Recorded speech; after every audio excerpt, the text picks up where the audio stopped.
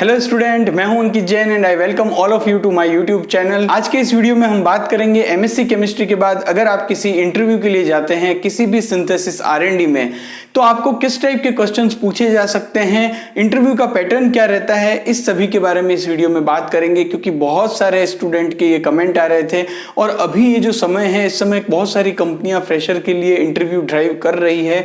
तो बहुत सारे जो कैंडिडेट है वो चाहते थे कि एक ऐसा वीडियो बनाऊं जिसमें कि एमएससी केमिस्ट्री के बाद जब हम इंटरव्यू के लिए जाते हैं तो क्या क्वेश्चंस पूछे जा सकते हैं, इंटरव्यू का पैटर्न क्या रहता है, क्या कॉमन मिस्टेक्स होती है जो कि हमें नहीं करनी है, ये सारी चीजें इस वीडियो में डिस्कस करूंगा। तो आप सभी के लिए बहुत हेल्पफुल होगा ये वीडियो।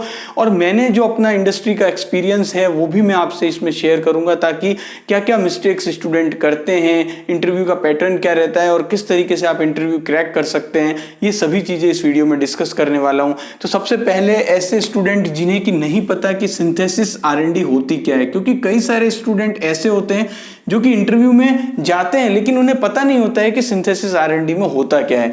तो जो सिंथेसिस आरएनडी होती है उसमें ऑर्गेनिक कंपाउंड्स जो होते हैं उनकी सिंथेसिस की जाती है। तो सिंथेसिस आरएनडी के लिए अगर आप किसी भी इंटरव्यू के लिए जा रहे हैं तो मोस्टली वो या तो फार्मा कंपनी होगी या फिर वो क्या होगी, कोई सीआरओ कंपनी होगी। तो फार्मास्यूटिकल कंपनीज आप सभी जानते हैं, और सीआरओ का मतलब होता है कॉन्ट्रैक्ट रिसर्च ऑर्गेनाइजेशंस, जो कि आउटसोर्सिंग करते हैं फॉरेन के या फिर इंडियन प्रोजेक्ट्स होते हैं जहां पर कि सीआरओ कंपनीज उनके लिए काम करती है। तो इंडिया में ये जो दो मार्केट्स हैं वो बहुत ही अच्छे हैं जहां पर कि एमएससी केमिस्ट्री के स्टूडेंट को रिक्रूट किया जाता है। अब सिंथेसिस आरएनडी में दो टाइप की आरएनडी हो सकती है, वो एक स्मॉल स्केल आरएनडी हो सकती है या फिर वो एक प्रोसेस आरएनडी हो सकती है। अब स्मॉल स्केल आरएनडी का जो टारगेट रहता है वो ये रहता है कि मॉलिक्यूल की सिंथेसिस करनी है, चाहे रूट लंबा है, चाहे कॉस्ट ज्यादा आ रही है मॉलिक्यूल सिंथेसिस करने में, तो भी वो इतना ज्यादा मैटर नहीं करता है। लेकिन जो प्रोसेस आरएनडी होती है उनका मकसद ये रहता है कि प्रोसेस को ऑप्टिमाइज करना है, कॉस्ट कैसे कम से कम की जा सकती है। तो ये सारे जो पैरामीटर्स हैं वो प्रोसेस आरएनडी में ध्यान रखे जाते हैं। तो ये जो दो टाइप की आरएनडीज हैं वो होती है। अब आप अगर एक एमएससी केमिस्ट्री फ्रेशर हो और आप इंटरव्यू के लिए जा रहे हो, आपको ये बोला गया है कि आपका सिलेक्शन सिंथेसिस में हो रहा है, तो हो सकता है आपको स्मॉल स्केल आरएनडी में जाएं या फिर आपको प्रोसेस आरएनडी के लिए रिक्रूट किया जा रहा है। तो दोनों ही तरह की आरएनडी के लिए अगर इंटरव्यू क्वेश्चंस होंगे तो वो बेसिकली जो इंटरव्यू क्वेश्चंस होंगे वो होंगे आपके ऑर्गेनिक केमिस्ट्री से जुड़े हुए। ऑर्गेनिक केमिस्ट्री पर अगर आपकी कमांड अच्छी है तो आप डेफिनेटली सिंथेसिस आरएनडी के इंटरव्यू को बहुत अच्छे से क्रैक कर सकते हैं। अब ऑर्गेनिक केमिस्ट्री में क्या क्या हमको नॉलेज होना जरूरी है, ये एक बहुत ही जरूरी चीज होती है, क्योंकि ऑर्गेनिक केमिस्ट्री इतनी लंबी चौड़ी है, इतनी सारी रिएक्शंस हैं, तो सभी को याद रख पाना किसी के लिए भी आसान काम नहीं है। और मैकेनिज्म में आप सभी जानते हो कि जब हम 8-10 मैकेनिज्म्स को हम अच्छे से पढ़ते हैं तो उसके बाद ऐसा होने लग जाता है कि हम भूलने लग जाते हैं। तो ये एक कॉमन प्रॉब्लम सभी के साथ होती है। तो आप सभी यही जानना चाहते होंगे कि हम कैसे इतनी सारी रिएक्शंस को याद रखें, कैसे इतने सारे कन्वर्जन्स को याद रखें, इतने सारे रिएजेंट हैं, उनकी इतनी सारी फंक्शनिंग है और उसके साथ साथ इतने सारे एक्सेप्शनल केसेस भी होते हैं। तो ये सभी इस वीडियो में आपको बताऊंगा। सबसे पहले अगर हम बात करें कि सिंथेसिस आरएनडी के लिए अगर आपका इंटरव्यू होगा तो वहां पर आजकल जो नया पैटर्न चल रहा है उसमें दो टाइप के टेस्ट होते हैं। 2 टाइप्स के टेस्ट जो है वो रखे जाते हैं, जिसमें पहला टेस्ट इंग्लिश लैंग्वेज का रहता है, क्योंकि अभी रिसेंट टाइम में बहुत बार देखा गया है कि इंग्लिश लैंग्वेज का टेस्ट होता है और उसके बाद सब्जेक्ट का जो टेक्निकल नॉलेज होता है वो चेक किया जाता है। तो आपको जो है वो बेसिक इंग्लिश भी आपकी अच्छी होनी चाहिए। आप जो है वो बेसिक ग्रामर्स हैं, सिनोनिम्स हैं, ऐसी बेसिक इंग्लिश के जो है वो आपको प्रिपरेशन थोड़ी बहुत करके जाना चाहिए, तो वो भी आपके लिए हेल्पफुल होगा। आपको जो अगर इंग्लिश लैंग्वेज से रिलेटेड कोई टेस्ट होता है तो वहां पर आप उसको इजीली क्रैक कर सकते हैं। यहाँ पर ज्यादा डीप में जाने की जरूरत नहीं है। बेसिक इंग्लिश, बेसिक ग्रामर्स आपको जो है वो थोड़ी बहुत आप देख लीजिए तो वो आपके लिए सफिशिएंट होगी। इसके अलावा आपकी स्पीकिंग इंग्लिश भी चेक की जा सकती है, तो आपको जो है वो थोड़ा स्पीकिंग इंग्लिश का भी अच्छा ध्यान रखना है। इंग्लिश को अच्छा करने के लिए आप कोई भी न्यूज़पेपर पढ़ सकते हैं जिससे कि आपकी स्पीकिंग इंग्लिश अच्छी हो जाए। अब हम बात करेंगे कि टेक्निकल्स में क्या पूछे जा सकते हैं। तो जब आपका केमिस्ट्री से रिलेटेड जो आपसे क्वेश्चन जब पूछे जाएंगे तो उसमें कई बार क्या होता है कि एक स्क्रीनिंग टेस्ट होता है।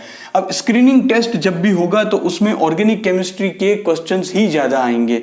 वहां पर जो है वो मोस्टली फोकस फोकस रहेगा ऑर्गेनिक केमिस्ट्री के क्वेश्चंस के ऊपर ही। वहां पर आपको फिजिकल केमिस्ट्री के क्वेश्चन देखने को नहीं मिलेंगे और इनऑर्गेनिक केमिस्ट्री के भी बहुत ही कम क्वेश्चन जो कि कहीं ना कहीं ऑर्गेनिक से रिलेटेड होंगे, जैसे मेटल कॉम्प्लेक्सेस हैं या फिर कोई एसपीडीएफ से रिलेटेड क्वेश्चन पूछ लिया तो पूछा जाएगा, बट 90% आप ये समझ के चलिए कि आपको ऑर्गेनिक केमिस्ट्री से जुड़े हुए क्वेश्चन ही देखने को मिलेंगे। अब ऑर्गेनिक केमिस्ट्री में आपको जो है वो सबसे पहले जीओसी यानी जनरल ऑर्गेनिक केमिस्ट्री में आपके जितने भी इंडक्टिव इफेक्ट से रिलेटेड क्वेश्चंस हैं, रेजोनेंस इफेक्ट है, इलेक्ट्रोमेरिक इफेक्ट आप पूरा देख लीजिए। इसके अलावा SN1 SN2 basic reactions mechanism क्या होती है, ये सभी जो क्वेश्चंस हैं वो आपसे पूछे जाएंगे। तो जीओसी एक बहुत ही बड़ा पार्ट है और एमएससी केमिस्ट्री किया हुआ अगर कोई स्टूडेंट है जो कि जस्ट अभी पास आउट हुआ है तो मैं ये मान के चलता हूं कि उनको इस पर अच्छी कमांड होगी।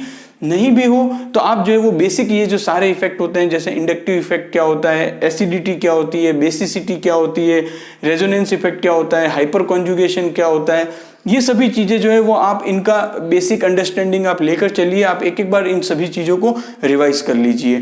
तो जीओसी अगर आप टाइप करेंगे कहीं पर भी तो आपको जीओसी से रिलेटेड सारा मटेरियल मिल जाएगा। आपको जस्ट ये ध्यान रखना है कि ज्यादा डीप में नहीं जाना है, जस्ट बेसिक इनकी डेफिनेशंस क्या होती है और किस तरीके से ये काम करते हैं, एप्लीकेशन पार्ट क्या है वो आपको ध्यान होना चाहिए। अब हम जो सेकेंड पार्ट आ जाते हैं वो होती है रिएक्शंस। आपको जो स्क्रीनिंग टेस्ट अगर होगा तो वहां पर रिएक्शन से जुड़े हुए क्वेश्चन आपको जरूर पूछे जाएंगे। और यहां पर एक बात आप और ध्यान रखिए फ्रेंड्स कि ये जो क्वेश्चंस रहेंगे आपको जीओसी से रिलेटेड, रिएक्शन से रिलेटेड, ये आपको स्क्रीनिंग टेस्ट में भी पूछे जाएंगे। और अगर आपका टेक्निकल इंटरव्यूअर के सामने होता है, जब आपको 1-to-1 क्वेश्चंस पूछे जाएंगे तो भी आपको इन्हीं से रिलेटेड क्वेश्चंस पूछे जाएंगे। तो आपकी स्क्रीनिंग टेस्ट के लिए भी प्रिपरेशन हो जाएगी और 1-to-1 face to face interview के लिए भी आपकी प्रिपरेशन हो जाएगी। अब रिएक्शंस जो हैं वो ऑर्गेनिक रिएक्शंस आप सभी जानते हैं कि इतनी ज्यादा रिएक्शंस है, सभी को कर पाना इम्पॉसिबल है। तो आप यहां पर क्या कीजिए कि जो फेमस नेम रिएक्शंस होती है, ऐसी रिएक्शंस जो कि किसी भी साइंटिस्ट के नेम से है, तो वो आपको जो है वो बहुत ही अच्छे से करनी है। अब नेम रिएक्शन में अगर मैं एग्जांपल लेता हूं, जैसे कि सेंडमायर रिएक्शंस हैं, राइमर टिमान रिएक्शन है, बिस्लर नेपलरस की रिएक्शन है, ऐसी नेम रिएक्शन, यहां पर मैं कुछ केवल एग्जांपल ले रहा हूं, ऐसी नेम रिएक्शंस जो हम जिन्हें बोलते हैं, जो कि किसी साइंटिस्ट के नाम से है, वो रिएक्शन काफी इंपॉर्टेंट होती है। और दूसरा जो कि इंडस्ट्री में सबसे ज्यादा पूछी जाती है वो होती है सीसी कपलिंग से रिलेटेड रिएक्शन। जैसे कि अगर हम बात करें Suzuki coupling, Negishi coupling, CN coupling से रिलेटेड रिएक्शन, जैसे कि बुकवर्ल्ड कपलिंग, यानी कि टोटल कपलिंग रिएक्शंस, जितनी भी कपलिंग रिएक्शंस हैं, जो कि कार्बन कार्बन कपलिंग है, कार्बन नाइट्रोजन कपलिंग है, ये सभी रिएक्शन बहुत इंपॉर्टेंट होगी क्योंकि इंडस्ट्री में इन पर बहुत ज्यादा काम किया जाता है। मैं बहुत ज्यादा आपको यहाँ पर फोकस डाल के कह रहा हूँ, इंडस्ट्री में बहुत ज्यादा वर्क होता है कपलिंग रिएक्शंस पर। तो जितनी कपलिंग रिएक्शंस आपको दिख जाएं, लगभग 20 से 22 अगर कपलिंग रिएक्शंस हैं, आप सभी कपलिंग रिएक्शंस को अच्छे से कर लीजिए। आपको उसमें क्या ध्यान रखना है जब भी आप ये कपलिंग रिएक्शंस की प्रिपरेशन करते हैं कि एसएम यानी कि स्टार्टिंग मटेरियल क्या है, स्टार्टिंग मटेरियल के बाद उसमें कैटलिस्ट कौन सा यूज में लिया जा रहा है और कैटलिस्ट के बाद उसमें प्रोडक्ट कौन सा बन रहा है, यानी कि वो कपलिंग किस टाइप की कपलिंग है, वो सीसी कपलिंग है, वो सीएन कपलिंग है, ये आपको ध्यान रखना है कि स्टार्टिंग मटेरियल यानी कि हम बोल दे कि हमने एराइल हैलाइड लिया और उनसे हमको ये प्रोडक्ट प्राप्त हुआ, तो ऐसे आपको जो है वो याद रखना है। तो आप अगर इस टाइप से पढ़ेंगे तो आपको जो है वो जल्दी याद हो जाएगा। और आप क्या कीजिए कि सारी कपलिंग रिएक्शंस को एक पेपर पर बना लीजिए और उसके बाद जो है वो आपको डिफरेंशिएशन भी इजीली हो जाएगा और आपको याद भी अच्छे से रहेगा। कपलिंग रिएक्शंस के अगर हम एग्जांपल देखें, कुछ फेमस कपलिंग रिएक्शंस अगर आपको बताऊं तो जैसे सुजुकी कपलिंग है, सीएन कपलिंग के लिए बुकवर्ल्ड कपलिंग है, ये सभी जो कपलिंग रिएक्शंस होती है ये बहुत इंपॉर्टेंट होती है। ये आपसे पूछी जाएगी कि इसमें कैटलिस्ट कौन सा यूज में लेते हैं और इसके अलावा इसकी मैकेनिज्म आप एक ब्रीफ आइडिया ले सकते हैं, तो मैकेनिज्म भी आप इसका जरूर देख लीजिएगा। और उसके बाद जो पूछे जाते हैं वो होते हैं रिएजेंट। ऑर्गेनिक केमिस्ट्री में रिएजेंट का रोल बहुत ज्यादा इंपॉर्टेंट होता है। रिएजेंट से रिलेटेड क्वेश्चंस आपको डेफिनेटली पूछे जाएंगे। अगर आपका स्क्रीनिंग टेस्ट होगा तो उसमें आपको बहुत सारे क्वेश्चंस रिएजेंट से जुड़े हुए मिल जाएंगे। रिएजेंट में अगर हम बात करें तो बहुत सारे रिएजेंट है, लेकिन आपको जो ध्यान रखना है ऑक्सीडाइजिंग रिएजेंट, रिड्यूसिंग रिएजेंट और बेस कौन कौन से हैं, इनऑर्गेनिक बेस कौन से हैं, ऑर्गेनिक बेस कौन से हैं, ये सभी आपको जो है वो अच्छे से देख के जाना है। इनको जो है वो बेसिक आपको फंक्शनिंग पता होनी चाहिए, एप्लीकेशन पार्ट पता होना चाहिए। तो रिएजेंट की अगर हम यहाँ पर बात करें तो एग्जांपल के तौर पर लिथियम एल्यूमिनियम हाइड्राइड है, सोडियम बोरोहाइड्राइड है, पीसीसी है, डेस्मार्टिन है, इसके अलावा ग्रिग्नार्ड रिएजेंट है, एन-ब्यूटाइल लिथियम है। ये सभी इंपॉर्टेंट रिएजेंट्स होते हैं। आप इन सभी की फंक्शनिंग यानी कि इनका एप्लीकेशन पार्ट क्या है, ये सभी आपको अच्छे से पता होना चाहिए।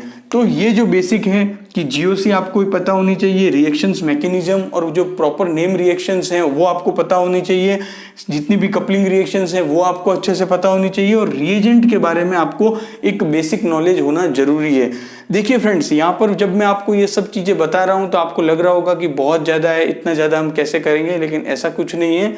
आपको जस्ट अगर जितना मैं बता रहा हूं मैं आपको कंप्लीट इंफॉर्मेशन दे रहा हूं, लेकिन अगर आप इसका 70% भी कर लेते हैं तो भी आपका सिलेक्शन होने के चांसेस बहुत ज्यादा बढ़ जाएंगे। तो अब ये जो सारी चीजें हैं ये अगर आपने कवर कर ली और इन सभी का अगर आपको अच्छे से नॉलेज है, तो अब उसके बाद इंडस्ट्रीज में जो एप्लीकेशंस होते हैं, इंडस्ट्री में क्या पूछा जाता है अगर हम उसकी बात करेंगे, जब इंटरव्यूअर को लगेगा कि यस आपका बेसिक नॉलेज अच्छा है, आपकी बेसिक केमिस्ट्री पर पकड़ अच्छी है, और वो ये सोचेगा कि यस मुझे इसको रिक्रूट करना है, तो आपसे जो चीज़ें पूछी जाएगी वो थोड़ा फर्दर अगर हम बात करें तो आपसे पूछ सकते हैं क्रोमेटोग्राफी के बारे में, कि आपको क्रोमेटोग्राफी के प्रिंसिपल्स के बारे में पता है क्या। तो आप जो है वो क्रोमेटोग्राफी के बारे में अच्छे से पढ़ सकते हैं। अगर आप 11th एनसीईआरटी की बुक भी लेंगे तो आपको क्रोमेटोग्राफी के बारे में बहुत ही अच्छे से वहां पर मिल जाएगा। अब एक और पार्ट जो कि बहुत ही इंपॉर्टेंट रोल प्ले करता है जब आप सिंथेसिस आर&डी के इंटरव्यू के लिए जाते हैं, वो होता है कैरेक्टराइजेशन टेक्निक, यानी कि स्पेक्ट्रोस्कोपी का जो पार्ट आप अपने एमएससी में पढ़ते हैं वो बहुत ही इंपॉर्टेंट हो जाता है। तो आपको यहाँ पर जो है वो एनएमआर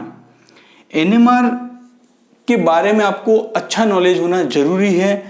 आईआर में जो इंपॉर्टेंट फंक्शनल ग्रुप हैं उनकी पीक वैल्यू कहां पर आती है वो आपको पता होना जरूरी है, और बेसिक नॉलेज LCMS यानी कि जो मास स्पेक्ट्रोस्कोपी है उसका एक बेसिक नॉलेज आपको होना जरूरी है।